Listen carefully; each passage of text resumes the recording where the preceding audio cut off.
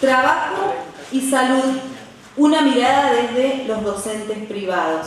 Preside en esta mesa el secretario general de la seccional Entre Ríos, seccional que está organizando y llevando adelante este primer Congreso Regional de Educación. Y para hablarnos de condiciones y medio ambiente de trabajo, vamos a contar con la disertación de la doctora Luz Marina Jauriberri, secretaria gremial de SADOC Seccional Buenos Aires. También tenemos presente en la mesa para hablarnos de la problemática docente del uso de la voz. Sí sabremos de eso, ¿no es cierto? Bueno, esa temática la va a estar abordando el doctor Luis Castiglioni, gerente de prestaciones de salud de OSDOP, la obra social de los docentes privados, y va a exponer, como decía recién, sobre la problemática docente del uso de la voz, a la que se suele calificar como parte de sus riesgos de trabajo. Acá veo docentes que tienen esa dificultad, por eso se están riendo en este rincón. Y bueno, y también contamos aquí con la presencia, muchas gracias por estar, el doctor Mario Martínez, abogado laboralista de amplia trayectoria y representante del Arzobispado de Paraná, quien nos va a dialogar, a disertar sobre la cultura del encuentro. Sean ustedes muy bienvenidos y bueno, nos escuchamos. Muy buenas tardes a todos. Yo realmente, para mí, es un honor inmerecido la invitación que me ha hecho la gente de SADOC, la presencia del amigo. Agradezco de corazón la invitación. Me pidieron hablar sobre algo sobre la cultura del encuentro. Yo creo que después de escuchar la conferencia hoy de Abel Albino, yo ya lo había escuchado a él, así que me volví a emocionar con él. Pero sobre todo vi la emoción de muchos de ustedes. Y ese generoso aplauso de todos de pie muestra la nobleza que hay en el corazón también de ustedes, capaces de emocionar con el testimonio de este hombre, que es un ejemplo para muchos.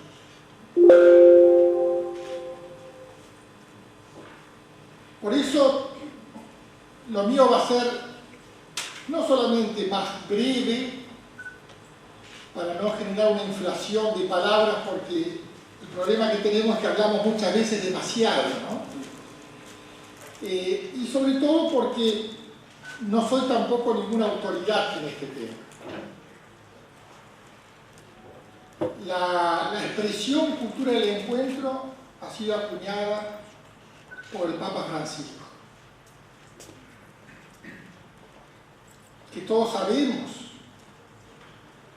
que quien es, sabemos el valor de su testimonio personal, de que es una persona que tiene una profunda coherencia de vida, de palabras, gestos sencillos,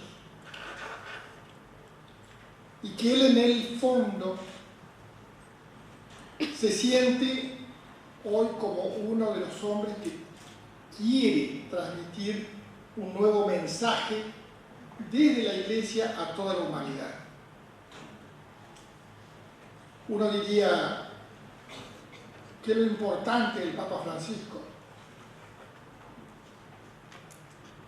Su primer viaje, su primera salida, es visitar a una isla donde estaban aquellos que buscaban ingresar a Europa como migrantes, buscando condiciones de vida más dignas. Él, su primer viaje, va a esta isla. Su convocatoria para este año de la Jornada Mundial por los Pobres. Es otro de los mensajes que sacude un poco la conciencia de esta humanidad, donde la cultura del descarte de los más frágiles, los más débiles, parece no preocuparnos.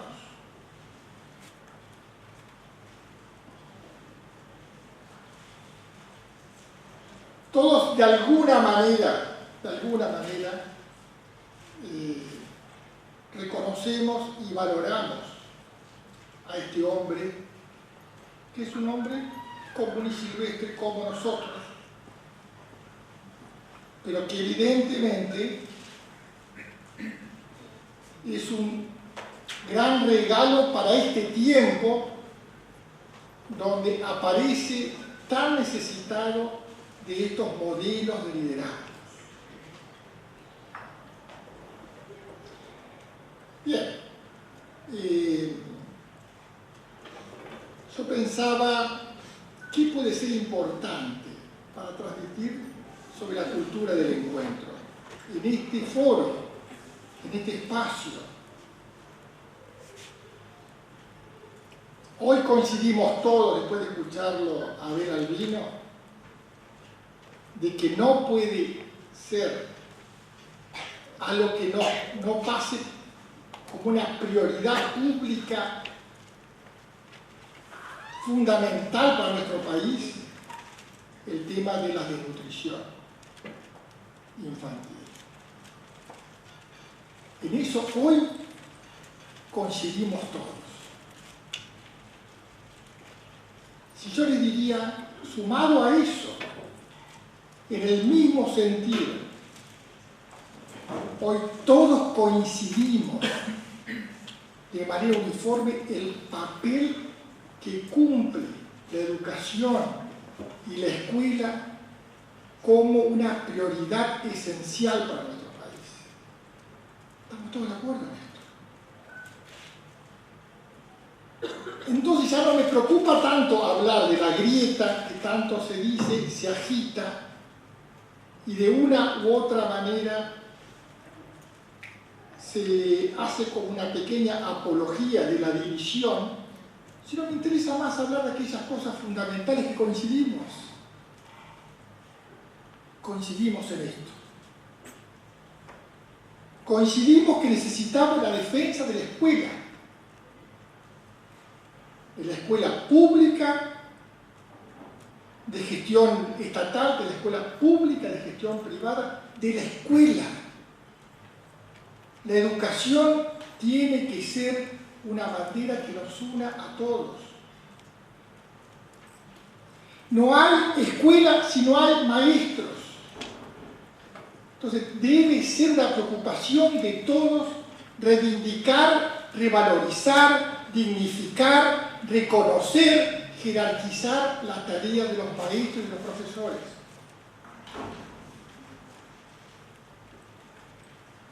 Tenemos que trabajar la escuela en conjunto con las familias. No hay educación posible si no hay una alianza entre familia y escuela que supere esta tensión conflictiva donde permanentemente pareciera que las familias y la sociedad desmoronan la tarea, la autoridad, la labor noble de los docentes. La familia tiene que trabajar en íntima colaboración con la escuela. La prioridad fundamental, la mirada fundamental hacia los niños, hacia los jóvenes, con una mirada que tiene que ser inclusiva, una mirada que tiene que justificar todas nuestras entregas, nuestros sacrificios, nuestra donación de tiempo. Ellos lo merecen. Y una mirada inclusiva significa también una mirada que miramos fundamentalmente con el corazón a aquellos que más necesitan. Y por último, ver en cada niño y en cada joven el ciudadano que la patria necesita. Y esto significa que los maestros formamos los líderes de la sociedad. Una educación para construir desde el liderazgo, desde el compromiso, construir la patria que todos queremos. En estas cosas podemos estar de acuerdo, seguro que estamos de acuerdo, con matices, con acentuaciones, con algunas discrepancias que no son fundamentales, sino que esas discrepancias, esos matices, esos acentos, lo que hacen es enriquecernos. Porque esto es lo propio de la cultura del encuentro. Nos encontramos quienes somos diferentes, pero que las diferencias no son amenazas, las diferencias no son algo que nos distancian, sino que nos hacen fundamentalmente reconocernos desde el aporte que tiene cada uno para dar. Y en eso cada uno somos don y riqueza. Yo hoy he aprendido cosas acá y todos sentimos de alguna manera que hemos crecido un poco en este compartir. Porque el otro me enriquece. Bueno, es una mirada distinta frente a una sociedad que ve en el otro un enemigo, un adversario, un competidor, alguien que me quiere agredir, alguien que se quiere aprovechar de mí, alguien que quiere sacarme alguna ventaja. Solo es posible relacionarnos si creemos en el otro. Y esto requiere del contacto personal, requiere del vínculo con el otro, de conocer y de tener confianza. No hay posibilidad de construir ningún vínculo humano si no es en base al contacto personal y a la confianza. Porque te conozco y creo en vos, y estoy acá charlando con ustedes. Y esto genera un nuevo modo de relacionamiento.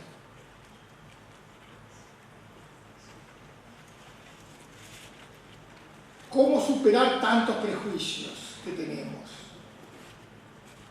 Que todos tenemos.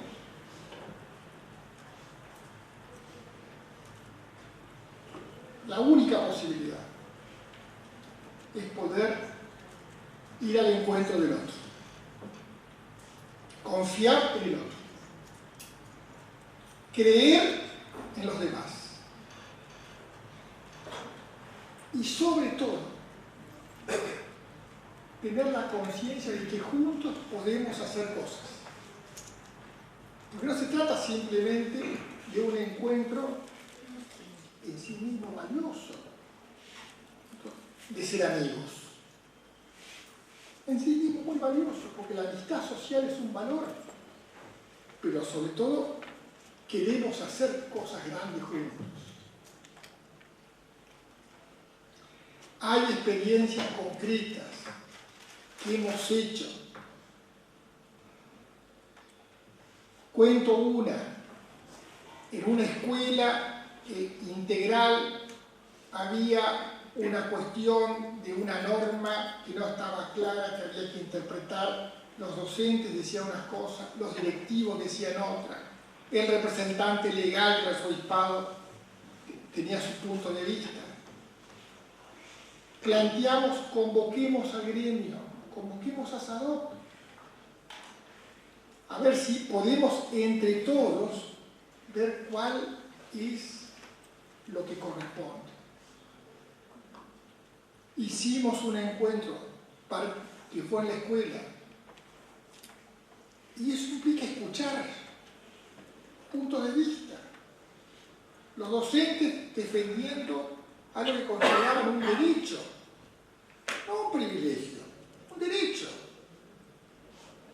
Los directivos que decían, bueno, pero todo esto está provocando una situación de mal humor, de ruido, de desencuentro entre la propia comunidad docente, entre ustedes. Desde SADOP se planteó, bueno, si hay un vacío normativo, vamos a aclarar, vamos juntos a pedir al Estado que se aclare esta situación. Desde el arzobispado, bueno, queremos resolver esto en el plano del encuentro. Estamos en camino. ¿Está solucionado? No está solucionado. Estamos en camino. Pero son experiencias concretas donde juntos podemos resolver tomando en cuenta la mirada de todos. La escuela es un ámbito privilegiado para construir la cultura del encuentro. Porque ahí aprendemos valores, a respetarnos, a reconocernos, a humanizarnos. Queremos ser comunidad que educa, queremos aprender juntos. En una oportunidad, trabajando en otra escuela, se planteó un conflicto de una familia por la inclusión de un chico con capacidades diferentes. Todos sabemos que hay una normativa que establece la obligatoriedad de la inclusión. ¿Quién piensa que no es importante la inclusión? Estamos todos de acuerdo. No estamos tan de acuerdo como le hacemos a la exclusión. Entonces, logramos reunir a la escuela, la familia, la MOI, la maestra de grado, el equipo terapéutico, el resto de las familias, porque la integración supone el esfuerzo compartido. No que recaiga todo sobre el maestro,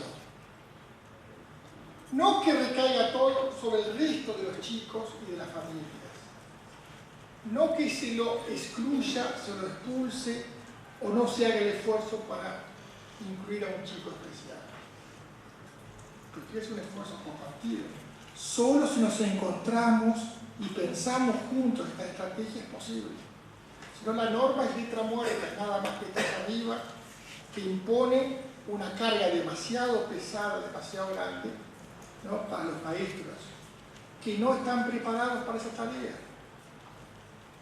Y sin embargo la sociedad le dice, vos si no incluís, si no integrás, estás incumpliendo un deber y sobre todo no tenés compromiso con la tarea que haces.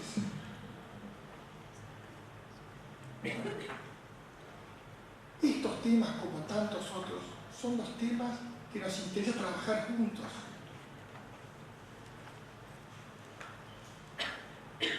Hay algunas cuestiones que me parece que es bueno clarificar para no generar sentimientos de fracaso o de frustración.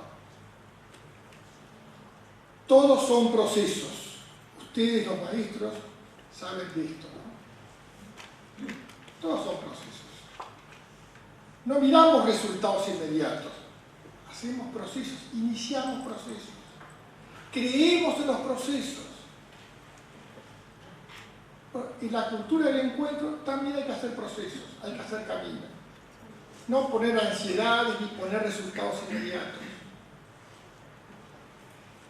Y si hay algo que es importante de quien piensa en función de procesos y que tiene un horizonte, cree que esto es posible. ¿Qué es lo que nosotros necesitamos? Creer que es posible. Hay una frase del Papa Francisco que dice: el tiempo es superior al espacio. En esta perspectiva, creer en los procesos y no pensar simplemente a corto plazo, buscando resultados que sean con cierto criterio, un poco de eficientismo en la tarea que hacemos.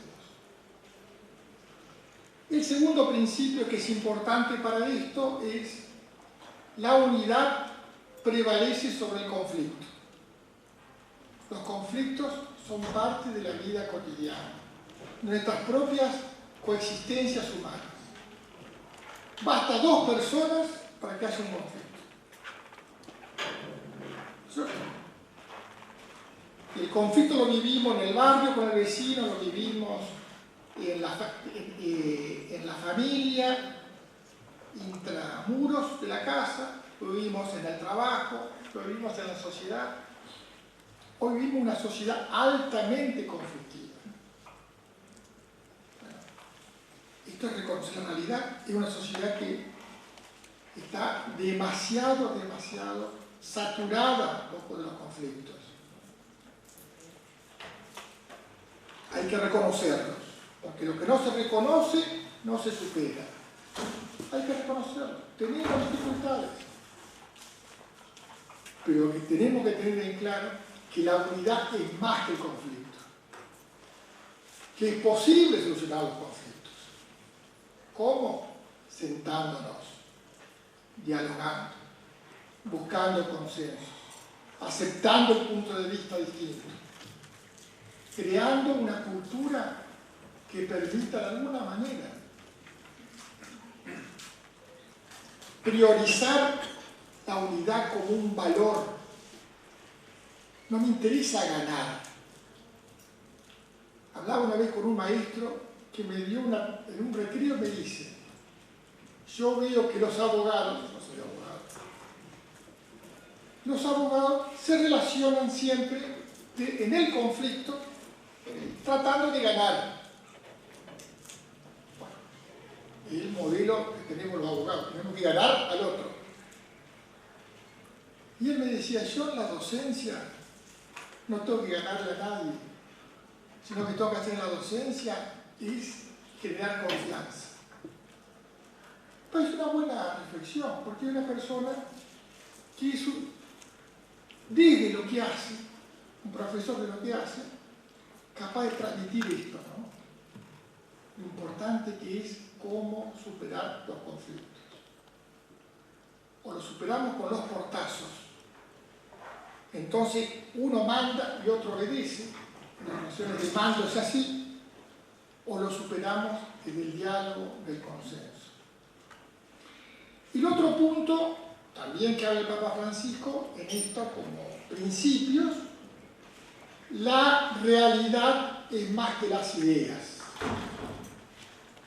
La realidad es más que las ideologías. Las ideas lo que hacen es interpretar la realidad, pero a veces la distorsionan la realidad. Entonces, estar siempre mirando la realidad. Claramente, cuando uno mira la realidad, tiene que tratar de mirarla con otros. Porque siempre la mirada nuestra es una mirada subjetiva. Vale en la medida de qué es lo que yo miro, pero no es la verdad.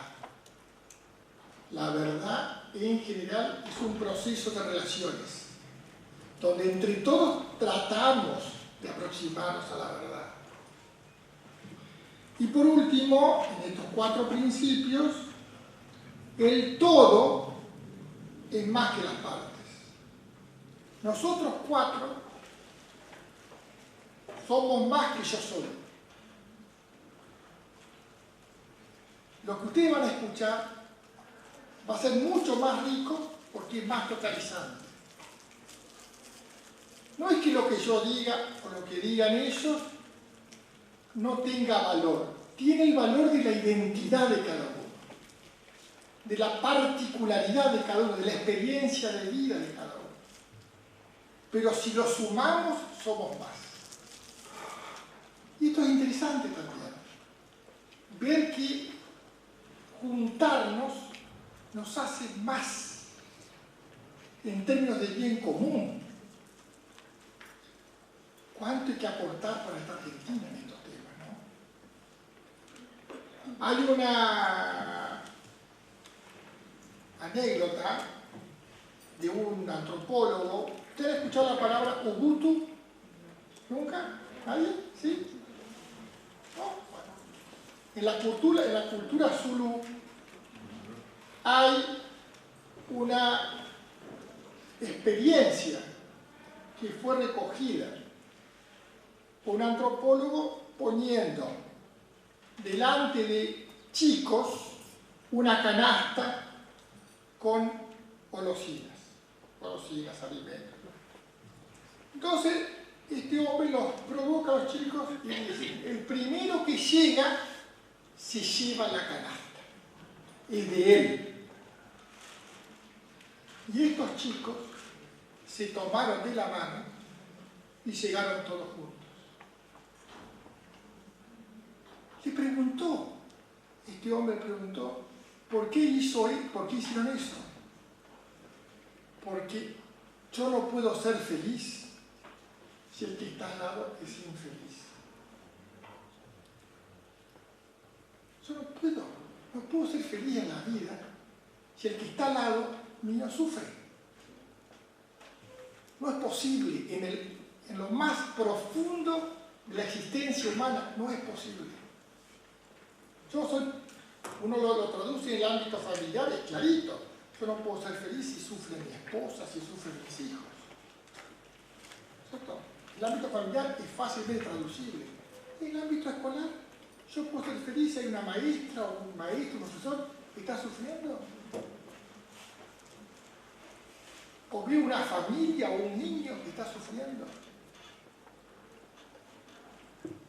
Ubuntu es una expresión buena para incorporarlo como un hábito de vida. Solo puedo ser feliz si los demás también lo son. Pero para que esto no se convierta en una perturbación de la conciencia, tenemos que construirlo juntos. Borges y Marechal se pelearon toda la vida por cuestiones políticas. Cuando muere Marechal, él va a verlo a la tumba, Borges va a verlo a la tumba, y le dice a Leopoldo, ¿cuánto daño nos hizo la política? Cuando muere Perón, todos los que tenemos algunos añitos recordamos el discurso de Malvin. Este viejo adversario viene a despedir un amigo. Hombres que se pelearon en un momento de mucho enfrentamiento ideológico en Argentina. Y que seguramente si Malvin hubiese aceptado la propuesta de Perón de que lo acompañe en la fórmula presidencial, otro hubiese sido el destino de esta Argentina. Mucho sufrimiento hemos tenido. La cultura del encuentro viene a ser la oportunidad para que nosotros hoy podamos empezar, iniciar, continuar también el camino de otros para poder construir a partir de la tarea cotidiana.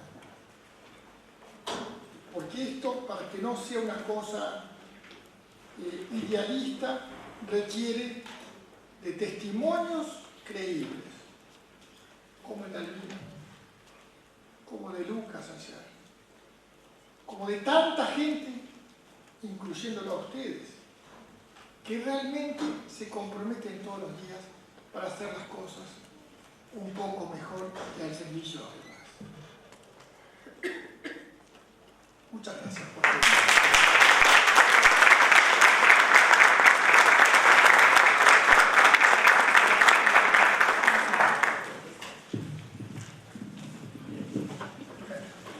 Bueno, buenas tardes, compañeras y compañeros. Un gusto y un agradecimiento especial a los compañeros entrerrianos por esta convocatoria. Como se dijo al comienzo, digamos, en mi caso, yo tengo una doble responsabilidad en nuestra organización sindical. Comparto, digamos, la conducción de la seccional Provincia de Buenos Aires con muchos de mis compañeros que hoy están acá. Soy la secretaria gremial de la seccional, pero a su vez nuestra organización sindical, SADOC, a nivel nacional, ha creado un departamento de condiciones y medio ambiente de trabajo en el año 2011 y desde ahí venimos investigando, digamos, las condiciones de trabajo y la relación que las condiciones de trabajo tienen con la salud de los compañeros. Entonces, como bien decía el doctor, yo creo que, digamos, debemos debatir sobre la realidad y construir, digamos, con la mirada de todos, pero la mirada de todos, y él lo dijo, se integra, digamos, con de dónde viene cada uno, o sea, se integra con nuestra propia identidad. Y bueno, yo soy una sindicalista docente, vengo a hablar de las cosas, digamos, que hoy vamos a compartir en el espacio desde ese lugar. Y entonces, dicho así, digamos, tuve la suerte de poder compartir con todos ustedes todo el congreso. Hemos estado el día de ayer y el día de hoy compartiendo las exposiciones. Como bien se dijo, todos crecemos en el intercambio. Y digamos, muchas de las cosas que se fueron diciendo, uno cuando los demás hablan, uno las va poniendo en las categorías de análisis que uno tiene, ¿no? Entonces, esto de hoy, lo que yo puedo aportar en el diálogo es una invitación a que como trabajadores de la educación pensemos, digamos, todo este recorrido con las categorías del mundo del trabajo, o sea, la necesidad de que nosotros ese hacer cotidiano lo categoricemos y lo pongamos en el lugar, digamos, de nuestro hacer cotidiano como un trabajo, porque nosotros somos trabajadores de la educación, formados profesionalmente, con una vocación profunda que compartimos con el resto, digamos, de quienes trabajan, pero que tenemos una identidad desde este lugar y que vamos a hacer el aporte, por eso digo, yo a veces digo simbólicamente, pongámonos, en este rato pongámonos los anteojos del mundo del trabajo. Hay un favor. Ponernos los anteojos del mundo del trabajo significa esto, poder ir poniendo las cosas que se hablaron, porque muchas de las cosas que hoy vamos a resignificar como trabajadores se dijeron. Y también es como una invitación a que en este ratito, digamos, que nos queda de compartir, bueno, pensarnos nosotros, porque muchas de las cosas que se plantearon es nosotros en relación con los alumnos, nosotros, digamos, como trabajadores, mejorando nuestras condiciones, porque, digamos, todo lo que nosotros aprendamos y mejore la relación, en este caso con los chicos, nos mejora las condiciones de vida y nos mejora las condiciones de salud, y es un gran aporte. Eso lo vamos a ver en el transcurso de la exposición. Pero bueno, animarnos a pensar desde nosotros, porque a veces cuando uno escucha cosas en las que de verdad cree en la educación como motor central, en nuestro protagonismo desde ese lugar, pero también hay en eso una carga fuerte entre lo que la sociedad piensa, espera, pero a su vez, digamos, desde cómo es nuestro hacer cotidiano, no solamente temas como la inclusión, la cantidad de alumnos por curso que hoy tenemos, cómo son nuestras condiciones, digamos, de habitabilidad en la escuela a la que vamos a dar clase todos los días, digamos, cómo estamos salarialmente. Hay un montón de cuestiones que van a ser a ese todo y que nosotros sentimos, digamos, y este es nuestro aporte desde el sindicato. Por eso hacemos Ubuntu, porque pensamos realmente que somos parte de una organización sindical porque creemos necesariamente en que todos juntos, en representación de la actividad en la que participamos, podemos mejorar nuestras condiciones de trabajo y nuestras condiciones de vida. Entonces, para partir de ahí, no sé si nos va... ¿No está el favor?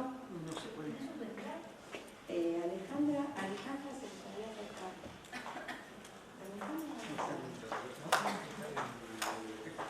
Bueno, no importa, vamos a seguir.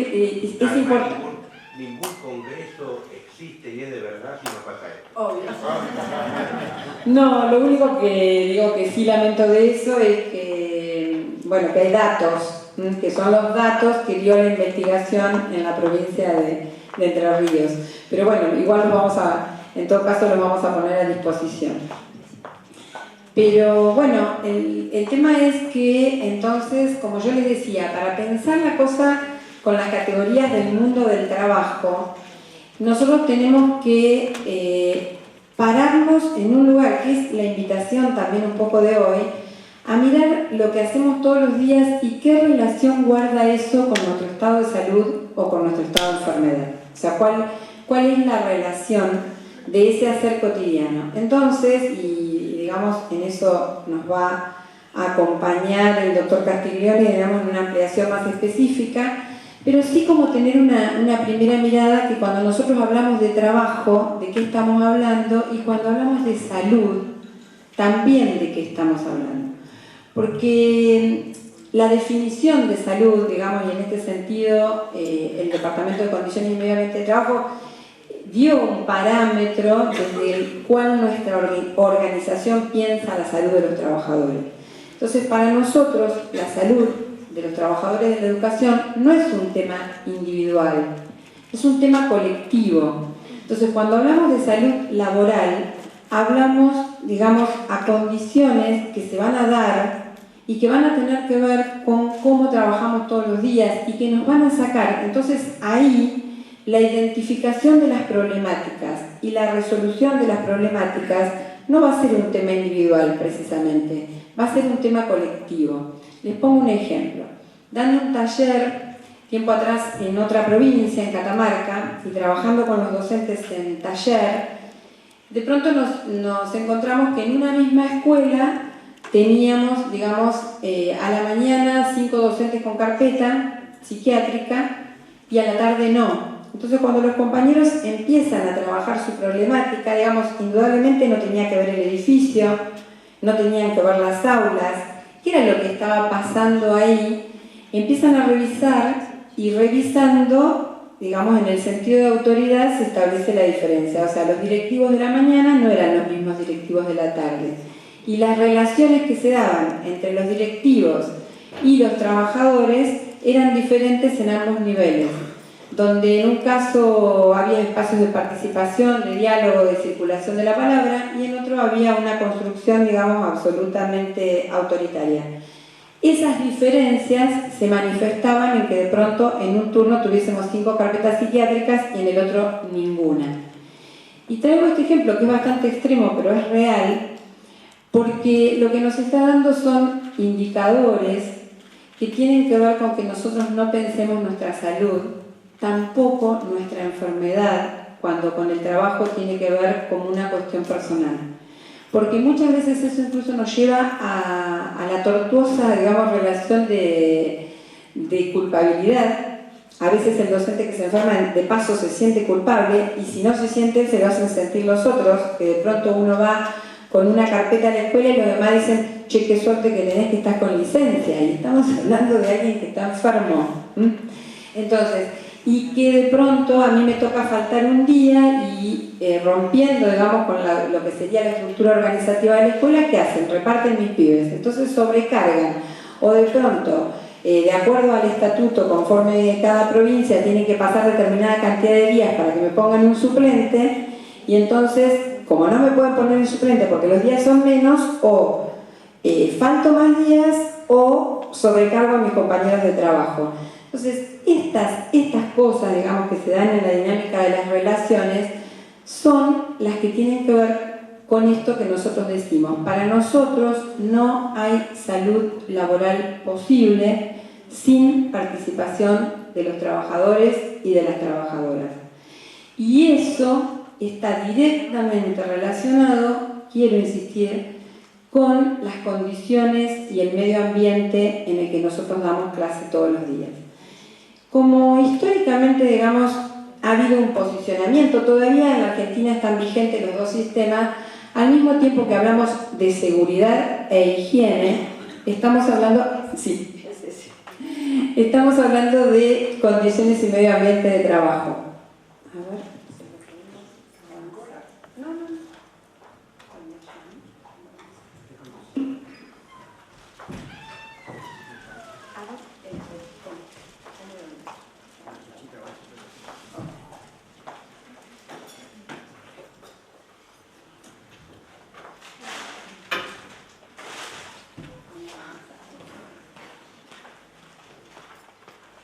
Bueno, viene bien porque está gráfico acá, era en el punto donde estábamos.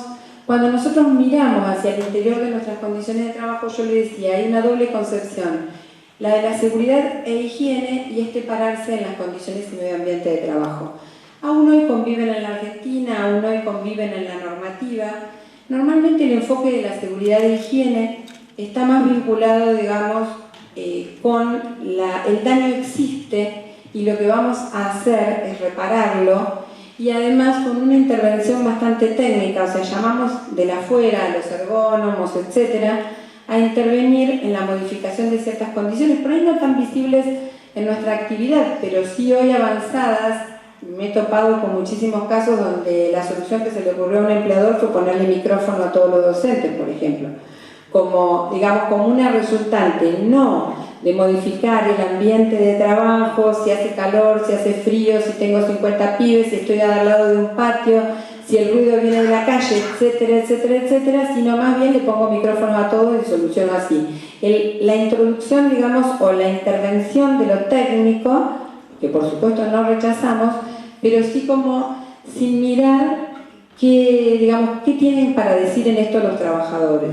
Entonces, hay un medio ambiente que nosotros tenemos que mirar, yo no me quiero detener mucho en eso, que está determinado por factores físicos, biológicos, químicos y tecnológicos que existen en mayor o menor medida en los lugares de trabajo, también en la escuela, porque cuando pensamos, por ejemplo, en una serie de enfermedades de contagio, en las enfermedades teratogénicas, en la protección, digamos, de una compañera, no sé, embarazada, en un lugar de trabajo donde hay una rubiola, etcétera, etcétera, estamos hablando también de la intervención de estos factores. Ni hablar del frío y del calor conforme al lugar donde uno viva y de la utilización de aislantes con respecto al ruido, la iluminación y la temperatura. Pero lo que sí me parece como más importante, y en eso reside esta cuestión del cambio de paradigma en el mirar, cuando uno separa las condiciones de trabajo, tiene que ver con la organización del trabajo. Ayer la compañera que habló en la apertura digamos, del Congreso, dijo un montón de cosas que a mí me resultan interesantes relacionar. Me acuerdo algunas, por ejemplo, esto de un pensamiento estratificado donde los sistemas no se cruzan. ¿Se acuerdan que de pronto hablaba, bueno, nos aprendemos el sistema circulatorio muy bien y no lo relacionamos con el sistema nervioso? Bueno, algo así pasa con respecto a la organización del trabajo. Ella también dio un ejemplo que nosotros damos, que es como una tendencia histórica. Ella dijo, somos quienes somos por el aprendizaje que hicimos y por la formación profesional, pero también todos tenemos un maestro en la cabeza y un maestro en el corazón que nos formó, digamos, y que muchas veces deja en nosotros una huella y una impronta que se va transmitiendo culturalmente más allá de los contenidos, digamos, o de las modificaciones de los programas de estudio. Esto es importante que nosotros lo podamos visualizar. Y ella lo resumía en una frase que yo también uso, que es esta de: cierro la puerta del aula, total, adentro yo hago lo que quiero. Y esa mirada, digamos, atenta contra esta idea de la organización del trabajo. En realidad, la organización del trabajo en la escuela es global. Nosotros estamos hablando de un trabajo, el nuestro, que tiene particularidades, digamos, que lo diferencian de otro, porque el objeto de nuestro trabajo es un sujeto. Entonces compartimos esto, digamos, con otras profesiones, con los médicos, con las enfermeras, lo compartimos con la gente que trabaja en el Poder Judicial. Hay un montón de profesiones, digamos, donde la relación es directa con un sujeto al que modifico y me modifica. Y eso hace la diferencia. Y ahí van a entrar a jugar algunas cuestiones que ahora vamos a ver, que son lo que se llaman los factores de riesgo psicosociales en el trabajo, que están muy vinculados a esto de hablar, no hace tantos años, diría que de los 80 para acá, que se habla de lo que son las actividades de servicio, que se diferenciarían, digamos, de las actividades del mundo industrial y que necesitan que estas nuevas problemáticas sean vistas con esta mirada. Porque, por ejemplo, cuando fue el corralito en la Argentina, no está suficientemente dicho cuántos compañeros bancarios se fueron con carpeta psiquiátrica, cuántos se suicidaron. ¿Y esto con qué tiene que ver? Con sus condiciones de trabajo, con ser el último que ponía la cara, digamos, frente a ese otro, en ese caso el cliente, que es el sujeto con el que interrelaciona en el trabajo. Y nosotros trabajamos con sujetos. con la comunidad educativa en su conjunto. Lo relacional está vinculado con los chicos, está vinculado con los padres, está vinculado con nuestros compañeros de trabajo, está vinculado con nuestros empleadores y con los directivos de las instituciones. Y esto es muy importante. Pertenecemos además a un colectivo de trabajadores donde la mayoría somos mujeres. Y eso imprime a la actividad que realizamos de cualidades muy específicas. En el nivel primario, más del 85% somos mujeres, en el nivel secundario, más del 70%. Entonces, ¿qué decimos en este punto? Todo lo que tiene que ver con las condiciones de trabajo docentes está atravesado por las cuestiones de género. Y hay una impronta de lo que nosotros llamamos feminización del trabajo docente y también la feminilización, que quiere decir hacerlo con las características propias del género, más allá de que el que lo ejerza sea mujer o no, con las características del género.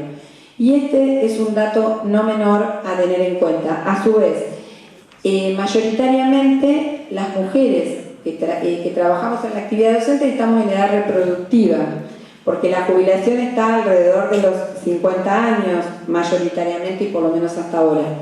Entonces, eso también le da características específicas a este colectivo de trabajo. O sea, mujeres de qué edades, digamos mayoritariamente, y a su vez entendiendo también que ejercemos una actividad que en el momento del ejercicio, digamos, fuimos a la escuela en una época histórica, en un contexto político, social y económico, nos formamos profesionalmente en otra época histórica, y ejercemos la profesión en otro momento. Y en los contextos de formación y los contextos de ejercicio, digamos, y de desarrollo cotidiano de nuestro trabajo, también son muy importantes que nosotros los podamos individualizar porque van a afectar de manera directa nuestras condiciones de trabajo.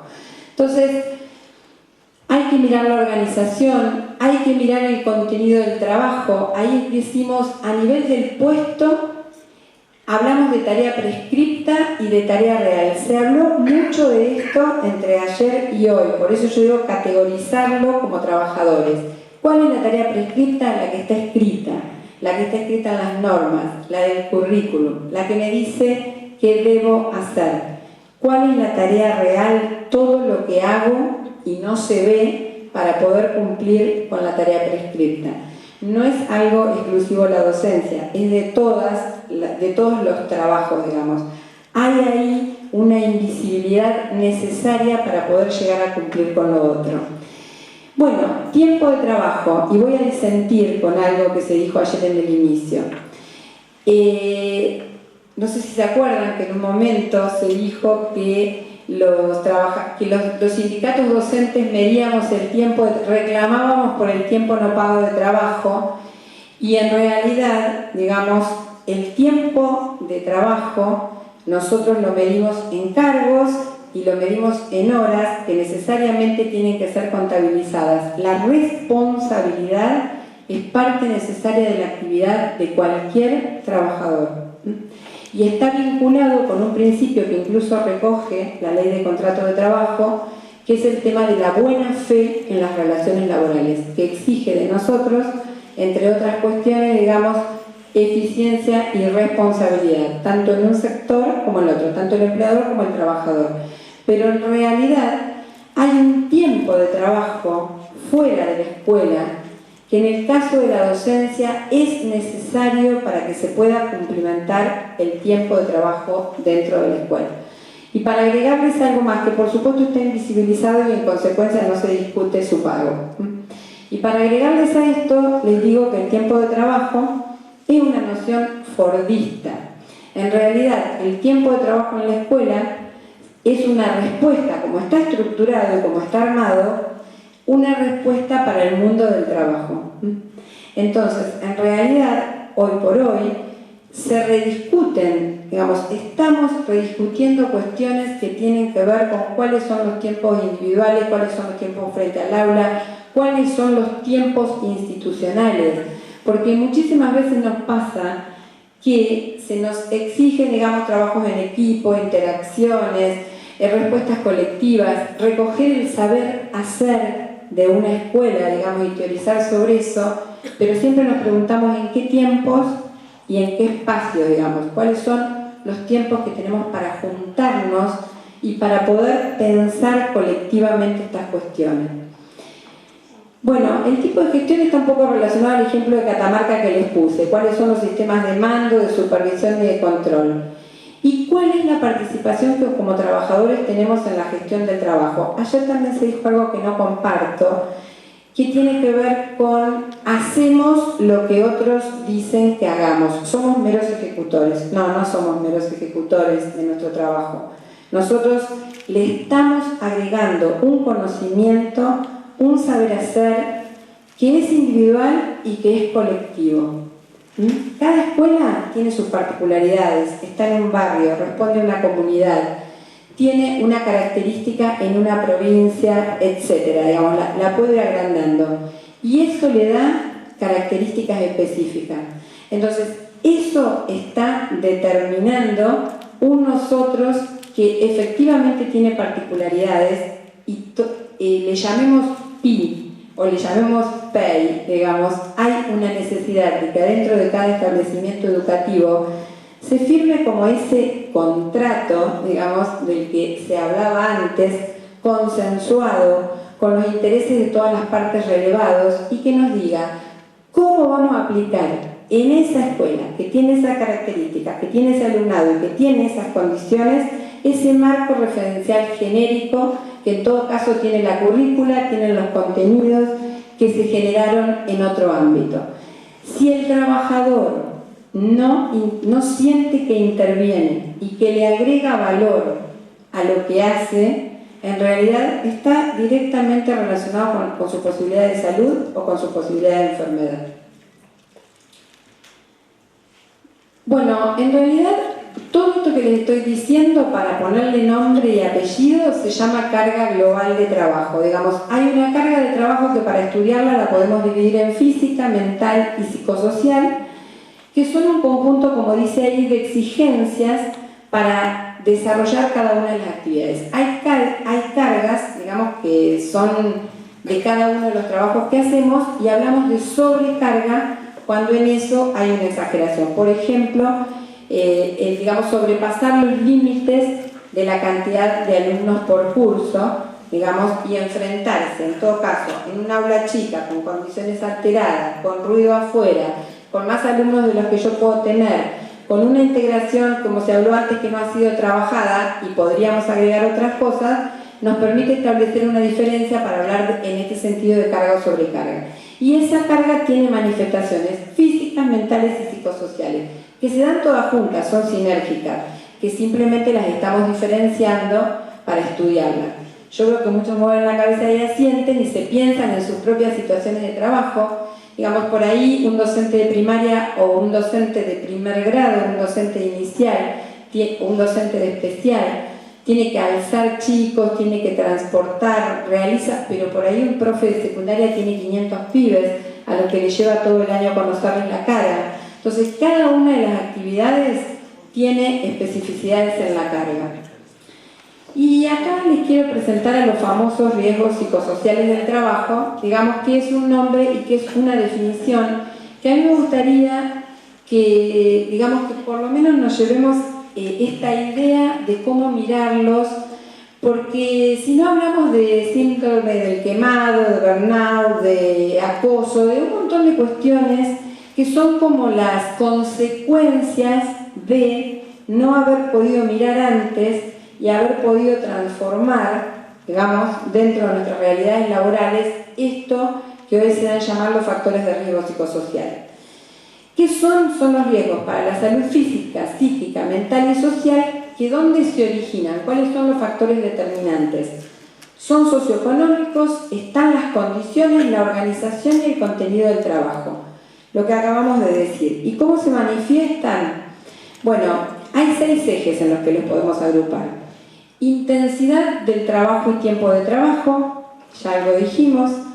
Las exigencias emocionales que se movilizan en la actividad.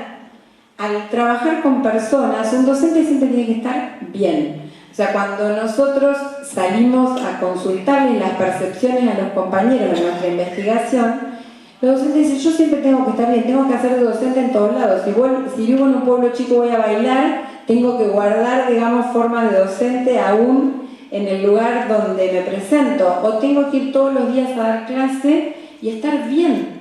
Y soy una persona, me pasan cosas, tengo una historia personal y muchas veces no estoy tampoco en condiciones de afrontar. Sin embargo, esa tensión permanente, digamos, es una exigencia instalada en la actividad. Y lo que les hablaba antes, ¿cuál es nuestra autonomía? ¿Cuánto podemos definir y cuánto podemos intervenir individual y colectivamente en las decisiones de la escuela? Las relaciones sociales en el trabajo, y acá viene algo de lo que se ha hablado mucho en estos 2 días, que es el mundo de lo vincular. O sea, cómo nos relacionamos en los lugares de trabajo con los otros. Pero nos relacionamos, se dijo antes, no para ser amigos, no para que, bueno, todos nos saludamos, hola, chao, hasta luego. O sea, ¿de qué estamos hablando? Un colectivo de trabajadores, cuando habla de diálogo, sobre todas las cosas habla de paritaria. Y la paritaria puede ser celebrada en distintos niveles. Una paritaria puede ser celebrada a nivel nacional, una paritaria puede ser celebrada a nivel provincial, y yo puedo celebrar paritarias en mi lugar de trabajo con mi empleador. El doctor puso un ejemplo de un trabajo conjunto en un establecimiento educativo para resolver una interpretación concreta del marco normativo y aplicarlo en la situación de trabajo. Por eso, y porque todo tiene que ver con todo esto, son también los desafíos de debate que tenemos los trabajadores en este momento cuando, por ejemplo, defendemos una paritaria nacional. ¿Por qué la defendemos? No la estamos defendiendo pura y exclusivamente porque fija un piso salarial en todo el país para todos los trabajadores, cosa que no es menor, sino que también la estamos defendiendo porque ahí se discute un convenio colectivo que le establezca las características y el marco a la actividad, cosa que hoy tenemos pendiente de discutir, digamos, que tenemos que seguir trabajando sobre estas cuestiones. Los conflictos de valores. Esto también se habló acá, o sea, el sufrimiento ético, esto es parte muchas veces de lo que nos pasa en todas las actividades laborales, pero esencialmente en aquellas donde estamos en juego en nuestras relaciones con personas, y la inseguridad de la situación de trabajo. Una de las diferencias esenciales en cuanto a la relación de empleo entre un trabajador de la gestión estatal y un trabajador de la gestión privada es justamente la cuestión de la inestabilidad laboral. O sea, un trabajador estatal, digamos, tiene un trabajo asegurado por tiempo indeterminado y un trabajador de la gestión privada, digamos, puede ser despedido. En los hechos, digamos, estamos frente a esto y además su designación no es por concurso de oposición y antecedentes, cuestiones que generan una relación con el tema de la seguridad en el trabajo. Esencialmente, entonces, ¿qué mirar? Y ahora les voy a mostrar los resultados de Entre Ríos, lo que dijeron los docentes entrerrianos sobre algunas cuestiones, sería cómo miramos nuestro proceso de trabajo, de qué hablamos cuando hablamos de condiciones de trabajo, de qué hablamos cuando hablamos de salud, cuáles son las cargas que nuestro trabajo tiene y qué relación tiene eso con nuestra salud o enfermedad. Esa sería como la síntesis para mirar los resultados. Les cuento que nuestra investigación fue hecha en 888 establecimientos educativos de todo el país, de nivel primario y secundario, que somos un equipo interdisciplinario de investigación, donde hay sociólogos, donde hay psicólogos, donde hay abogados, licenciados en relaciones del trabajo. SADOC crea ese departamento para profundizar sobre esto y salimos a mirar con una encuesta que tiene 110 preguntas, por eso es muy chiquito lo que les voy a mostrar, pero queda a disposición, digamos, nuestra investigación, acerca de qué sienten y qué piensan, en este caso los compañeros de Entre Ríos, dentro de una región más grande, acerca de sus condiciones de trabajo. Bueno, y me limité a que mirásemos relaciones y exigencias en el trabajo docente. Se las leo de abajo hacia arriba. Estar de pie toda la clase, forzar la voz, subir y bajar escaleras, aguantar ir al baño, mantener una postura inadecuada, padecer calor, levantar o transportar peso y padecer frío. Fíjense las más fuertes: forzar la voz, estar de pie, subir o bajar escaleras y aguantar ir al baño. Y me voy a detener en aguantar ir al baño.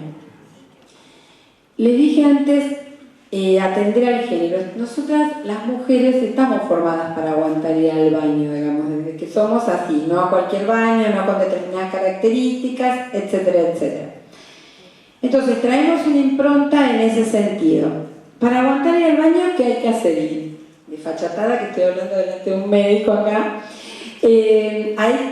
no hay que consumir líquido, hay que tomar poca agua. Si yo tomo agua, tengo ganas de ir al baño. Estoy frente a alumnos que no puedo dejar solos, por lo general, para ir al baño en cualquier momento. Y digamos, muchas de las cuestiones, y yo para no forzar la voz y no tener trastornos que tengan que ver con eso, tengo que humectar, tengo que tomar agua. Entonces se ponen en tensión estas dos cuestiones. Y ayer el doctor Ursanqui nos contaba de una hermosa experiencia que yo dije, bueno, qué fantástico, porque se suma a la misma mirada que nosotros tenemos desde la organización sobre el tema. Esta posibilidad de la hora del agua la tenemos que transitar, la tenemos que experienciar en la medida de lo posible como un tiempo. Yo ayer aprendí que bajan nuestros decibeles de acelere, de alteración, de mal humor, etcétera, etcétera, la hora del agua. Pero lo importante, digamos, es que nosotros sepamos que la hora del agua nos va a favorecer a los pibes, pero también nos va a favorecer a nosotros, por todo lo que se dijo, pero también, digamos, porque atenta ese no tomar agua con nuestras condiciones de trabajo. Entonces ahí van a aparecer otras cuestiones. ¿Qué nivel de potabilidad tiene el agua de mi escuela? ¿Hay dispenser? ¿No hay dispenser? ¿Cuántas posibilidades tengo de hacer esto de acuerdo al nivel, si soy profe, si soy maestro de grado, etcétera, digamos? Y los factores de carga mental, que están vinculados a lo que recién llamamos los riesgos psicosociales. Los compañeros dicen que sienten una excesiva responsabilidad por tener niños a cargo, que se exigen para realizar tareas en un tiempo determinado, que todo el tiempo están tomando decisiones rápidas y realizando esfuerzos de concentración y atención, a la vez que hacen un sinnúmero de actividades. Y uno diría, bueno, es propio de la actividad docente trabajar con niños, pero ayer estuvimos viendo un montón de situaciones cambiantes, digamos, del contexto, de cuál es la realidad de nuestros niños y de nuestros adolescentes en este hoy, para qué nosotros hemos sido formados y cuáles son las necesidades, digamos, de acrecentar en esa formación para poder afrontar todo esto. Y en qué medida, cuando esto se junta, o sea, si yo tengo que tomar decisiones rápidas y tengo que realizar esfuerzos de concentración y atención y tengo 50 pibes, no es lo mismo que tengo 20. Entonces la necesidad de leer todo esto conectado y conjugado. Esta la voy a pasar, la relación con la autoridad, y me voy a quedar en la relación con los compañeros. Digamos, el celestito es nunca, a veces el naranja y generalmente el verde. Entonces, hablo con mis compañeros sobre los problemas de trabajo. Tengo tiempo en la escuela para trabajar en equipo. Fíjense ustedes, arriba primario, abajo secundario, hay pequeñas diferencias, lo digo genérico por cuestiones de tiempo, justamente, pero fíjense que a veces predomina en cuáles son las posibilidades que tenemos de trabajar en equipo, los docentes entrerrianos en este caso, y el número es más fuerte entre el a veces y el nunca. Trabajar con colegas de ciclos paralelos y participar en la elaboración del proyecto educativo de la institución. Para leerlo al revés, solo un 35% en primaria, arriba, y un 25% en secundaria, abajo, dice tener posibilidades de participar en el debate del proyecto educativo de la institución. O sea que estamos hablando de niveles superiores al 60% de compañeros que no tienen ningún tipo de participación en la construcción de una herramienta colectiva que, si se consensúa y se cumple por todos, va a mejorar nuestro trabajo cotidiano y por lo tanto nuestra salud. Bueno, esto es un dato interesante para ver. Yo siempre lo pongo porque ahí pone en tensión esto de que nosotros educamos educamos a las generaciones del futuro y tenemos la responsabilidad de formar a los que vienen, etcétera, etcétera, ¿no? Fíjense que entre el naranja y el amarillo, en ambos casos, en el caso de primaria estamos hablando de casi un 70% de trabajadores y casi un 60% en secundaria, que dicen que la valoración que tiene la sociedad sobre su trabajo docente es media, baja o baja. Y acá hay una tensión, hay un señor que se llama De Jour, un francés que investiga hace muchísimos años y que pasó de investigar la psicopatología del trabajo a la psicodinámica, o sea, en vez de estudiar a los enfermos, estudiamos a los sanos en los lugares de trabajo, y habla de que en todo trabajo hay dos juicios, que son el juicio de valor y el juicio de belleza, y que están vinculados a la relación que tenemos con los otros y a la mirada de los otros. Y que esa mirada de la afuera se conforma de las miradas con los que trabajamos cotidianamente y de una afuera, más afuera, que en este caso sería esa sociedad que nos está exigiendo una lista muy grande de cosas, nosotros como trabajadores sentimos que no nos valora lo suficiente.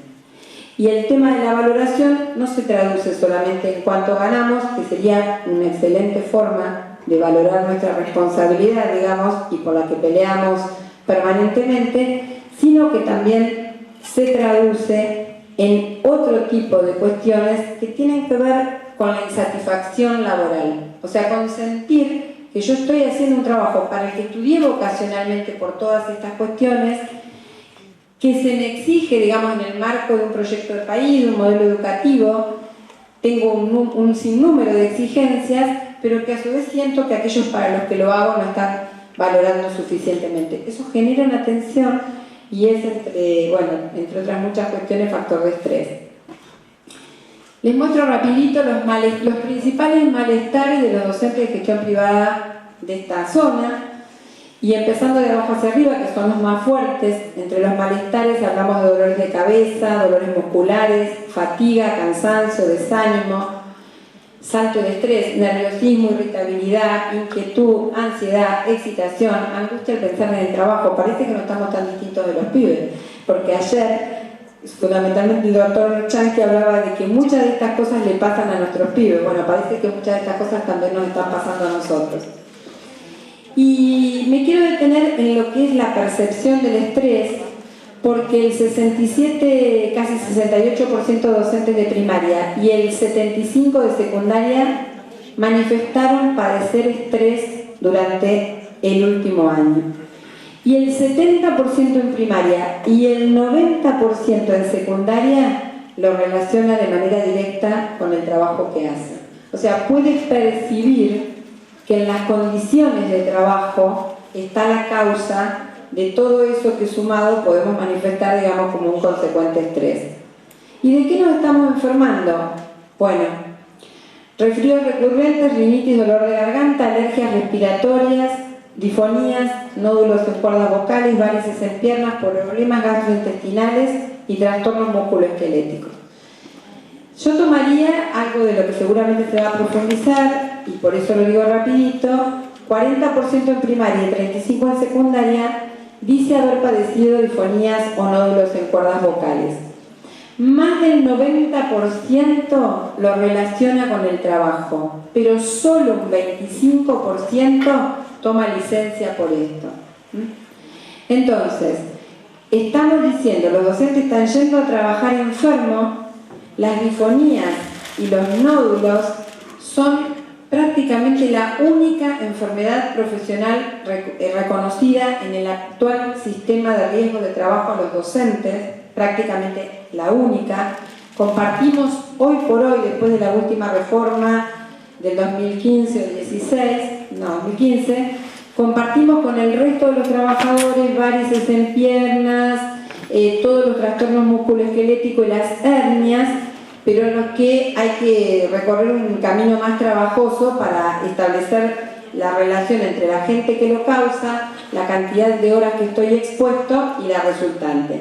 Ahora, los trastornos del uso de la voz, no hay discusión en ningún lado, que están directamente vinculados con la actividad. Y así se reconoce en el listado de enfermedades profesionales. No obstante, ¿qué nos está diciendo esto? Y miren, Les tiro otro dato.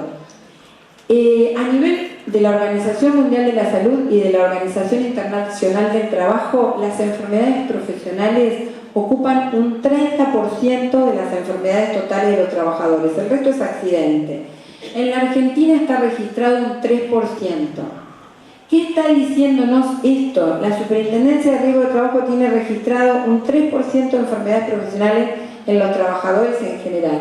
¿Qué nos está diciendo? Que hay una subregistración de las enfermedades profesionales que no se están mostrando. ¿Y qué implica esto? Que estamos llegando tarde, o sea que no estamos interviniendo en el proceso y en la organización del trabajo, cambiando ahí las condiciones que nos permitan tener actitudes y actividades preventivas y no llegar tarde, digamos, cuando el compañero se va con la licencia o se enferma. Y cierro. Con respecto a esta enfermedad profesional, en el caso un poco de la docencia entrerriana, los docentes de las escuelas de gestión privada pueden, no rige la ley de incompatibilidad, o sea que pueden tener cargos en la escuela privada y en la escuela estatal. Si sale el reconocimiento de que el problema de la disfonía viene de la escuela estatal, la ART no reconoce como enfermedad profesional para el cargo que tiene la escuela privada. Entonces la escuela privada está con una licencia por enfermedad de largo tratamiento, cuya extensión es distinta a la licencia por enfermedad profesional que tiene en la escuela estatal. Y esa diferencia de tratamiento tiene un impacto, les aseguro, también en las relaciones de ese docente con la comunidad educativa, porque la comunidad educativa en la escuela privada tiene un límite de 8% de licencias por enfermedad. Entonces, de alguna manera también genera una cantidad de tensiones dentro un poco de relaciones de trabajo con su empleador. Sí, no es un tema de Entre Ríos, parece. La cuestión, digamos, es que en la calificación en las enfermedades profesionales, digamos, a diferencia de los accidentes de trabajo, la actividad, como la actividad en la docencia, lo que enferma es eso, porque en el caso de las enfermedades del uso de la voz, la gente está en todos lados, no está solamente en la escuela del Estado o en la escuela privada. Entonces, ¿qué es lo que pasa con eso? Que, como bien dice el doctor, hay una disputa de reconocimiento de las aseguradoras de riesgo de trabajo. Pero sí, como para ser claros en esto, este no es un problema de los trabajadores. El trabajador, digamos, que está enfermo y que en este caso tiene alteraciones del uso de la voz, la tiene para todos los trabajos. Lo demás es una disputa de encuadramiento que indudablemente estamos transitando en todos lados porque se da por una pelea de carácter económico entre las aseguradoras de riesgo de trabajo y cuál es el nivel de cobertura, digamos, que tienen en uno y otro lado. Accidentes de trabajo y enfermedades profesionales es una charla en sí misma, pero yo sí les quería mostrar en qué punto estamos. Y voy a pasar esto porque quiero terminar con algo que sí me pareció como muy esperanzador. Estamos diciendo que por ahí los compañeros pueden participar poco en la escuela, lo están diciendo ustedes, digamos, que tienen dificultades en lo vincular y en lo relacional.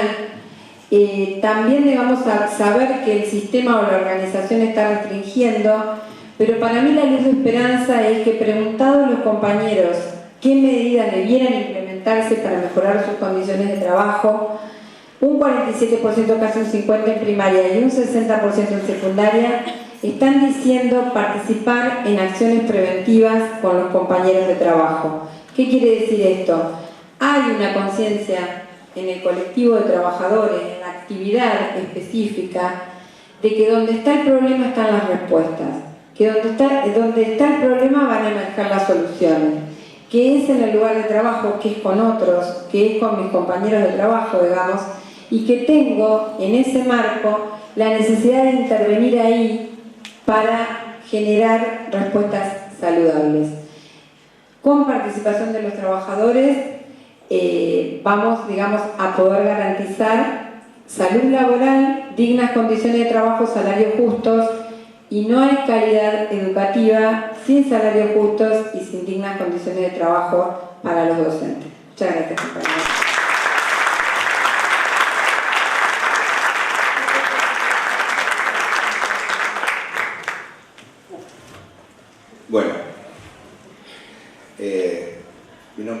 Castiglioni, y lo primero que haría sería decirme a mí mismo que tengo varios problemas.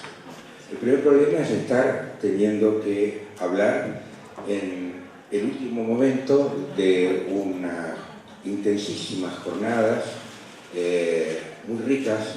Yo no pertenezco al mundo de la educación, pero he podido percibir comentarios de ustedes, y han sido muy intensas. Felicitaciones al dueño de casa. Yo no tengo mucha experiencia, pero me pareció maravilloso todo esto. Pero voy a volver a mis problemas. Hablar en este momento, hablar a esta hora, hablar después de 2 abogados, eso hay que animarse. Así que lo primero que voy a hacer es bajar. Porque dentro de los problemas de los trabajos está esto de las posiciones viciosas y permanentes. Entonces están mirando al Estado así, entonces vamos a hacer prevención médica. La otra cosa es algo que me quedó de lo que dijeron recién, que fue esto de la cultura del encuentro y la búsqueda de las soluciones, y que eso inexorablemente siempre parte de compartir los hechos concretos de la realidad. Solo se puede resolver aquello que se conoce. El problema o la ventaja es que el conocer responsabiliza. Nadie puede hacerse distraído con lo que sabe. Pero por otro lado, como la voluntad es una construcción más saludable, sin duda, es buenísimo que se compartan los datos. Porque nadie puede ser feliz al lado de gente que no es feliz. También me pareció maravillosa la referencia. Así que yo voy a tratar de hablar de esto y voy a tratar de hacer todo lo que pueda por no hablar como médico. ¿Por qué? Porque si hablo como médico no me hago entender por nadie, que mal hablan los médicos y cada vez peor. Así que no tengo que hablar como médico. Además tengo que decir que con el binomio salud-enfermedad, la medicina es lo que menos tiene que ver. Y esto lo sabemos de hace tiempo. Hay 2 estudios famosos de la década del 70 que mostraron con claridad que para alterar el origen de las enfermedades, la medicina solo aportaba el 19% de las soluciones. Es decir, que la mayor parte de la enfermedad proviene de la manera en que vivimos y del medio ambiente y de la ecología y de la contaminación, pero esto vuelve a tener mucho que ver con cómo vivimos. Si uno hace una pequeña cuenta y toma todas las horas que pasan desde que uno nació hasta que uno muere y hace una cuentita con relación al trabajo, se da cuenta que la mitad de nuestra vida, la mitad de nuestra existencia despierta, la pasamos en el trabajo. Entonces lo que pasa en el trabajo es singularmente importante y singularmente marcador de lo que será nuestra salud y nuestra enfermedad.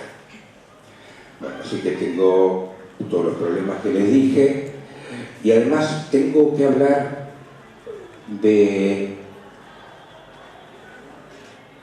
un problema fónico, por el problema de la salud, de la fonación y el habla de los docentes. Es un problema silencioso que transcurre con unas dimensiones que ahora vamos a ver, pero que es poco reconocido. Y que me llevaron a elegir un nuevo título.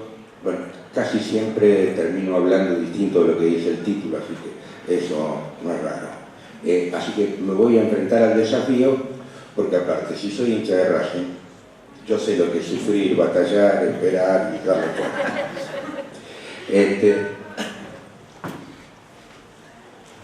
Y las conclusiones al ver todo esto es que la docencia es una vocación poco saludable.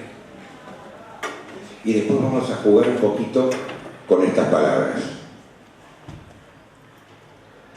La palabra, la voz, las palabras.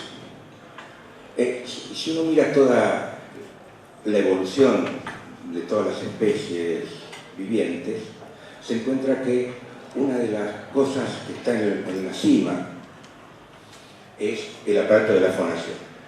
¿Por qué? Porque la respiración es común a todos los seres vivos, incluso los vegetales. Y nos encontramos que en nuestra función respiratoria hay un órgano que, aparte de funcionar para la respiración, funciona para la emisión de sonido. La particularidad más inmensa que esta es que la palabra es una de las cimas de la creación,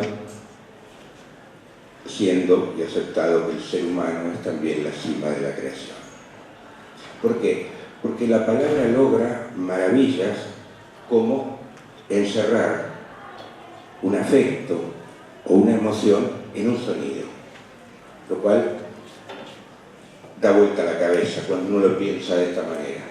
Pero además de la palabra está la voz, y la voz tiene un algo distinto que le da las palabras. Uno puede leer "Hola, ¿cómo estás?", pero al hablarlo aparecen otros condimentos. "Hola, ¿cómo estás?" es una cosa, y "Hola, ¿cómo estás?" es otra cosa. Toda esa emoción, toda esa transmisión viene de nuestra capacidad de hablar. Por eso es tan importante que hablemos de esto. Herramienta de trabajo. No. Una herramienta de trabajo es un martillo, un rastrillo, es un destornillador, que aparte uno cuando se rompe, no se gasta, ¡pam!, lo revolea y otra cosa. La voz es parte de nuestro cuerpo, al que estamos comprometidos desde el propio origen de nuestra existencia a cuidar. Por lo tanto, no es una herramienta de trabajo. Se habla poco, temafónico, y vuelvo a decir, no es un tema médico. Bueno, frases que sirven: la cantidad y complejidad de las interacciones entre los órganos participantes de la función fonatoria explican la susceptibilidad de la laringe a disturbios y enfermedades diversas. Esto es idioma médico, no se entiende nada. Por otra parte, la exposición del tejido vocal por sobredosis vibratoria resulta en nódulos, pólipos, edemas, hemorragias, fatiga.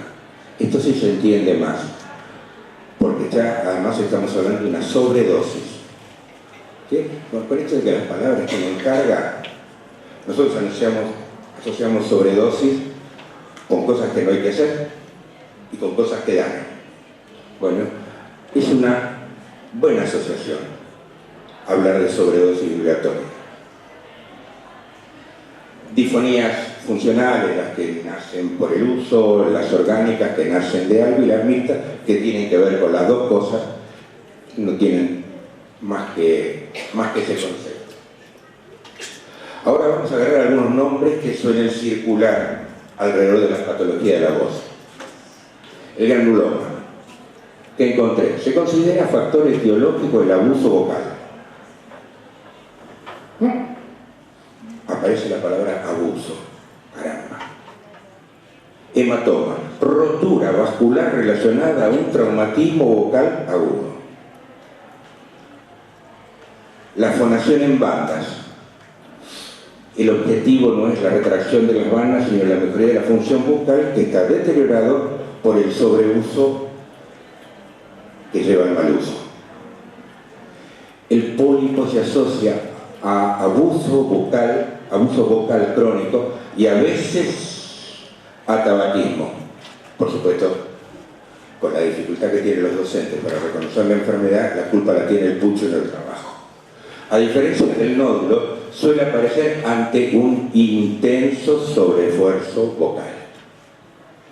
Como la causa principal de aparición de los nódulos es la fonotraumática, el grado de severidad de la difonía dependerá del nivel del mal uso, abuso, y no de la lesión en sí misma. Es decir, es el proceso funcional del mal uso de la voz lo que trae todos los problemas.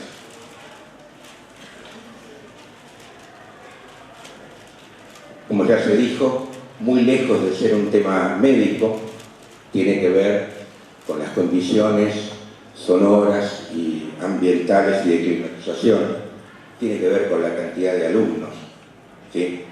Si me dan el desafío de trabajar en un lugar que está con diferencias de temperatura, lleno de ruidos externos que compiten contra mi palabra, una cantidad interesante de chicos muy activos, entonces aparecen algunas soluciones como las rehabilitaciones o las enseñanzas de los cursos foniátricos, lo cual tiene dos partes, una buena y una mala. La parte buena es que está bien educarse en el uso de la voz y está bien que los docentes en particular eduquen, mejoren o corrijan aquellas cosas que por naturaleza podrían ser mejor y no hace bien. Lo que no es posible es entrenarse para poder soportar lo insoportable. Si una situación o condición de trabajo está mal, no me tengo que entrenar para sufrir, hay que tratar de mejorar la causa. Estas son imágenes, no tienen audio porque el audio ya lo deben tener ustedes en su cabecita y en su memoria. A veces son muchos, ¿no? A veces los lugares no están maravillosos.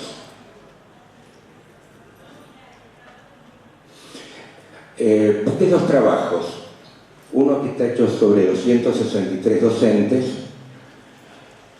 y que encontró que el 56% tenía daños en su aparato de la fonación. Y resulta ser que cuando uno los abre, cuanta mayor proporción de daño, mayor antigüedad en la tarea. Esto me va indicando que la relación es fuerte.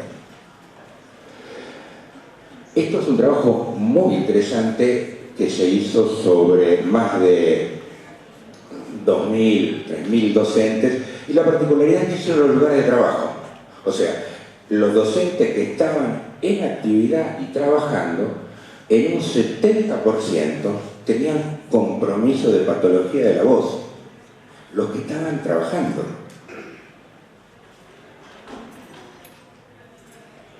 Ahora, los vuelvo a abrir y los vuelvo a ver y comparo los que tienen más antigüedad en la tarea con los que tienen menos. Y nuevamente aparece que los que tienen más años en las docencias tienen más patología.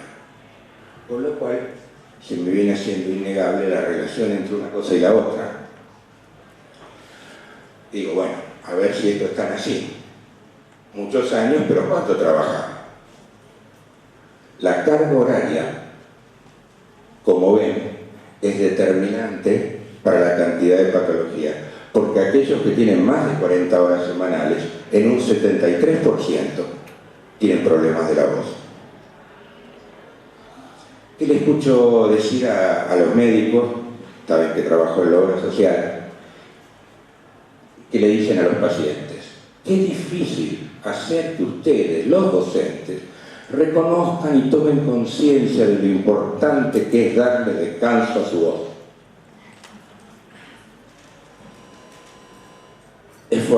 Hice lo que hacen los docentes, no escuché lo que es.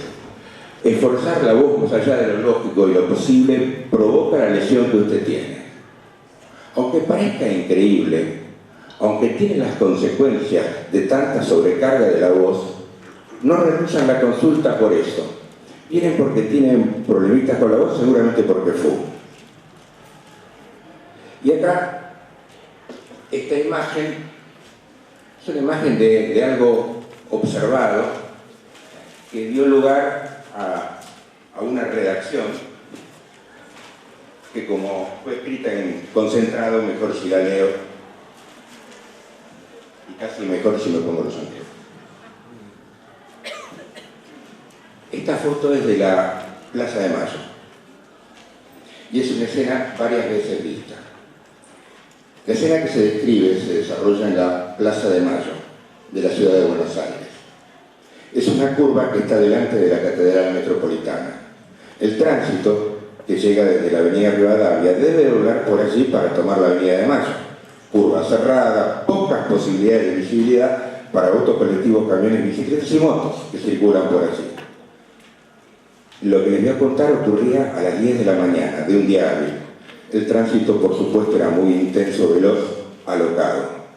Gran cantidad de gente que dirige a sus obligaciones por caminos encontrados, con apuro, sin mirar al costado, sin atender a nada que lo interrumpa en sus intereses. Gente que camina y casi corre por la vereda, y en la calle el tránsito intenso, rápido. El lugar, como en todo día hábil, es un verdadero caos, y solo el milagro, los semáforos y la costumbre logran que no hayan accidentes más severos. Sobre esa curva se estaciona un microescolar, sobre la izquierda, con la puerta de salida hacia la calle. Comienzan a salir los docentes que forman un cordón por el que empiezan a pasar los niños de un jardín de infantes hasta que logran llegar a la salvadora vereda de la plaza, que los protege del tránsito interno.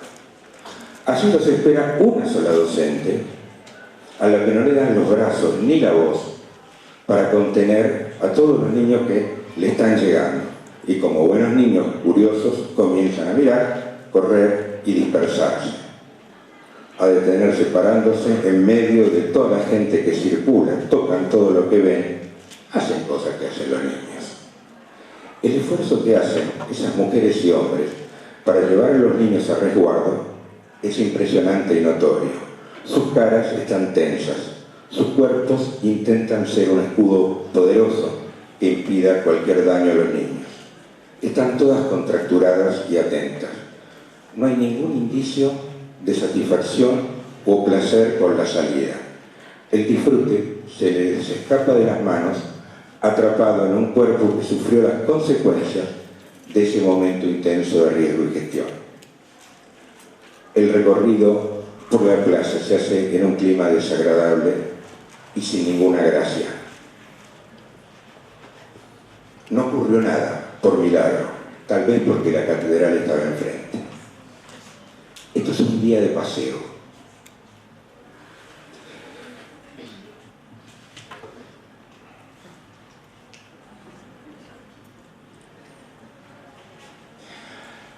Entonces vimos una actitud de ofrecerse, de sacrificarse, de proteger al otro, de proteger con el mismo cuerpo.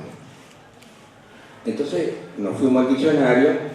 ¿Qué es un sacrificio? Ofrenda a una deidad en señal de homenaje o expiación de algún pecado. Ofrecer, hacer o dar una cosa en reconocimiento de una divinidad. Poner a una persona o cosa en algún riesgo o trabajo, abandonarlo a la muerte, destrucción o daño, en provecho de un fin o intereses que se estima de mayor importancia.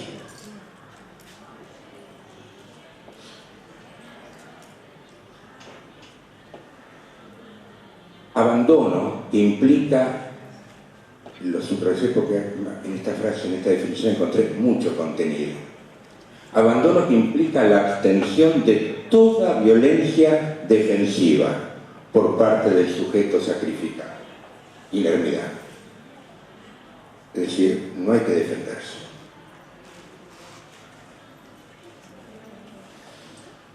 Con lo cual nos ponemos a ver que además del problema de la formación, hay una actitud frente al lugar que se ocupa. Y este es un estudio que prosigue, pero que ya pasó los 18 años, muy interesante, sobre el estado de salud mental de afiliados de UDOP en una zona. Seguimos una región y ya vamos por los 18 años. 32% total de los docentes consultan en salud mental. De estos, el 87% son mujeres, aunque en el padrón sean 69. 84% de los consultantes son titulares, cónyuges e hijos ocupan el 16%, lo cual es claro que las problemáticas en salud mental tienen su origen en el ámbito laboral, que es lo que diferencia al titular del resto. Angustia, ansiedad, somatizaciones, sobreexigencia. El problema de salud mental en los docentes es muy grave y el impacto en la calidad de vida es gravísimo. Se cuantifica poco esto. se relata poco, pero hoy que podemos medir los años que vivimos, no en relación a cuántos años respiramos, sino la calidad de nuestra vida, aparece esto como una cuestión distorsiva muy importante. Bueno, las columnas de angustia y ansiedad le dan el partido largamente a lo otro. Llegamos a una confusión donde se nos mezclan vocación, amor, trabajo y derechos. No quedando claro si la docencia, eso no es un trabajo, si solo es la aplicación de una vocación. Y ahí vienen una serie de desfiguraciones en la vida real y práctica y concreta de todos los días, porque se mezclan estas palabras. Y fíjense que se mezclan desde el momento en que se va a iniciar el empleo. Si en una entrevista de trabajo un contador dice que ama los números, lo mandan al psiquiatra, lo internan, está loco. Ahora, si una maestra no dice que ama a los niños, difícilmente consigue trabajo.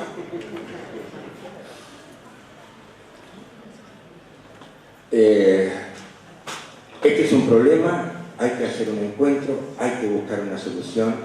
El problema es real, concreto, está existiendo, tiene una complejidad muy importante y al dañar al principal actor de la ejecución de la educación, y en esto a mí me pasan algunas cosas cuando escucho algunas frases de en mi vida lo más importante son mis hijos. Yo por mis hijos cualquier cosa, todo. Ahora, a quien se pasa un montón de horas educándolo, cuidándolo, y a lo mejor está más tiempo que su padre y la madre con ellos, ¿no le podríamos hacer un poco de traslación del amor a los hijos al que lo cuida?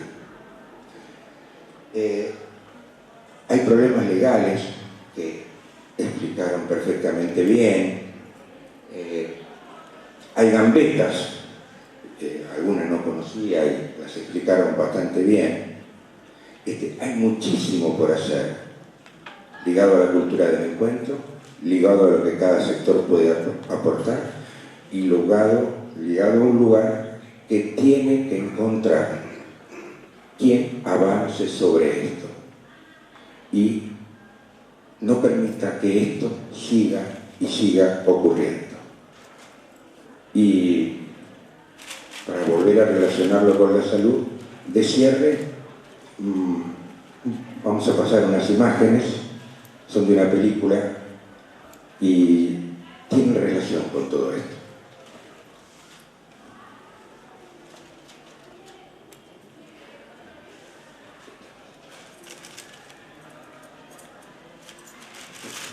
Esto es para darle noción.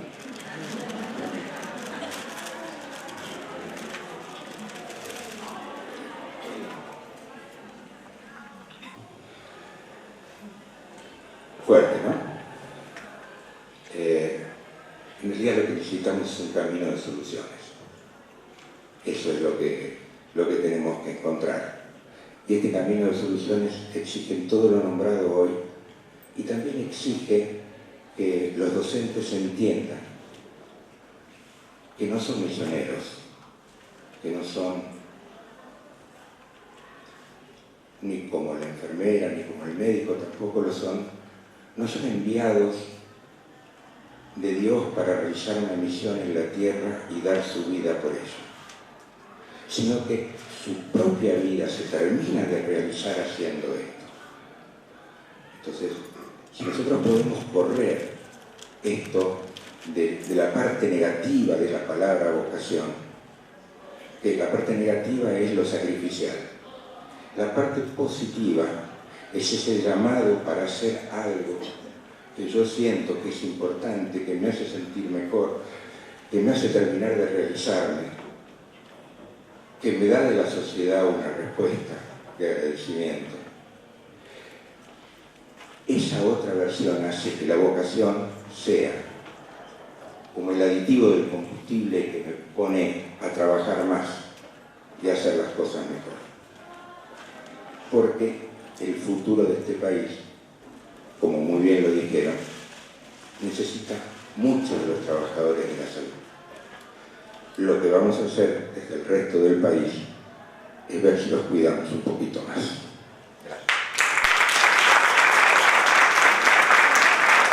Realmente, cuando charlando para organizar el Congreso, me preguntan cómo cerramos el Congreso, no dudé en ningún momento de elegir la mesa que cerraba el Congreso por dos cuestiones.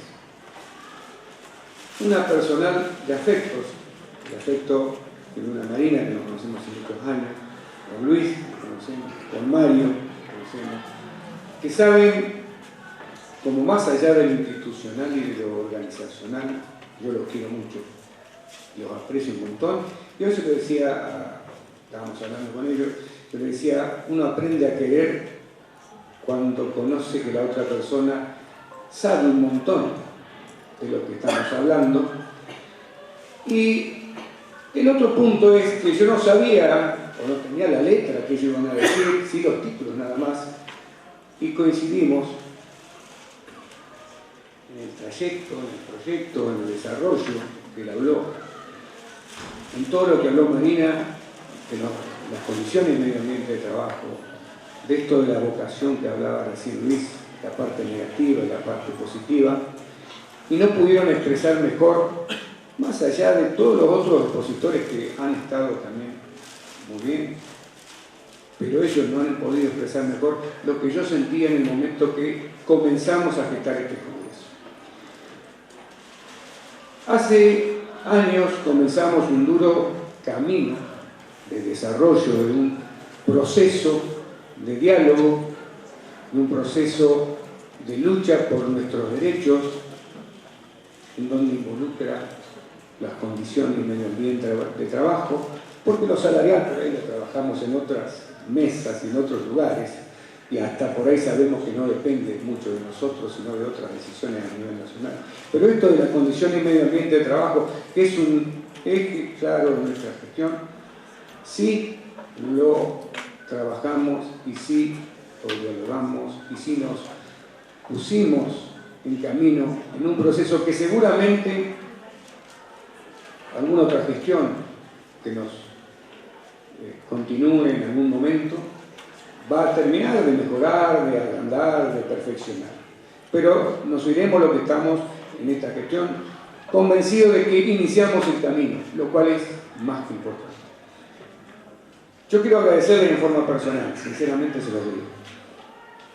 Y la invito a Alejandra, que está parada allá atrás, que lo está mirando, que venga, ¿sí?, para poder cerrar este congreso de la mejor manera. Sabiendo que todo lo que ellos hablaron indica que la seccional Entre Ríos está por el mejor de los caminos hacia en la defensa de los derechos de nuestros compañeros docentes, que es nada más ni nada menos que para los cuales nos han elegido.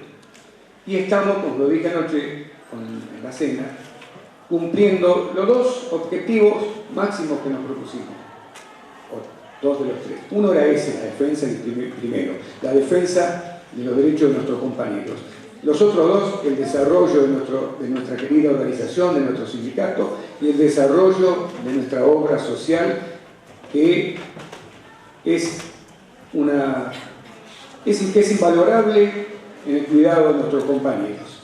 Yo creo que ellos lo explicaron perfectamente, todas las problemáticas que nosotros tenemos. La obra social se encarga de un montón de casos. Lo que dijo Luis recién es totalmente cierto. Nadie puede dudar de que la mayoría de los docentes no denuncia su problema de voz, en eso me incluyo, me pasó a mí. Y bueno, ese es otro punto que estamos trabajando. Convencer al docente privado que es un trabajador, convencer al docente privado que es un trabajador privado, convencer al docente privado que es un ser humano que se enferma, convencerlo que sus representantes, la única manera de lograr sus objetivos a través de la cultura del diálogo, como hablaba Mario, y en el marco de un proceso que iniciamos ahora, pero quién sabe cuándo va a terminar. Yo quiero, y sinceramente quiero agradecerle de corazón a todos, todo el esfuerzo por haber venido, pero quiero que cierre Alejandra el Congreso. Qué linda tarea me dieron. Bueno, realmente un sueño cumplido. Un sueño cumplido porque lo empezamos a pensar en junio. Y muchas gracias. Para todos.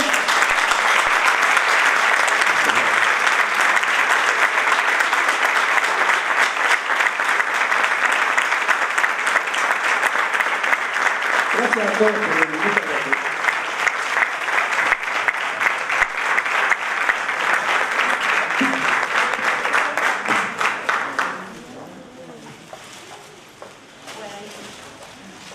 Hola. Bueno, y esta fue la conferencia de cierre. Decía Alejandra, un sueño cumplido, sí, vaya que fue un sueño y vaya que, bueno, lo pudimos hacer realidad. Nos queda entregarles los presentes a quienes hoy nos han engalanado con su presencia, nos han hecho pensar mucho sobre esto del esfuerzo compartido, del trabajar codo a codo, el empatizar con el otro y de lograr una unidad, ¿sí? Unidad que va a prevalecer sobre el conflicto, aceptar puntos de vista que sean diferentes y empezar a hacer puentes, ¿sí? A que nos unan las coincidencias en vez de que nos alejen las diferencias. ¿Con cuántas cosas nos vamos de este congreso? Bueno, la secretaria gremial, ¿sí? Caterina Arce, le va a entregar a Marina Jauriberri el presente por haber sido parte de este primer Congreso Regional de Educación. El secretario tesorero, Carlos Echazarreta, de la seccional Entre Ríos, hace lo mismo con Mario Martínez, representante legal del Arzobispado de Paraná. Si miran acá, a los fotógrafos, ahí, vamos a ver. Y Alejandra Fran va a hacer lo propio con el doctor Mario Castiglione. Perdón, Luis. Dije Mario. Claro, sí. Mejor que no. Bueno, muchísimas gracias por estar presentes. Muchísimas gracias a ustedes, ya lo dijimos al inicio del Congreso, pero nuevamente vale la reiteración. Gracias por la confianza, gracias por apostar a este espacio de formación que desde la seccional Entre Ríos pensamos para brindarles a cada uno de ustedes. Gracias y hasta la próxima.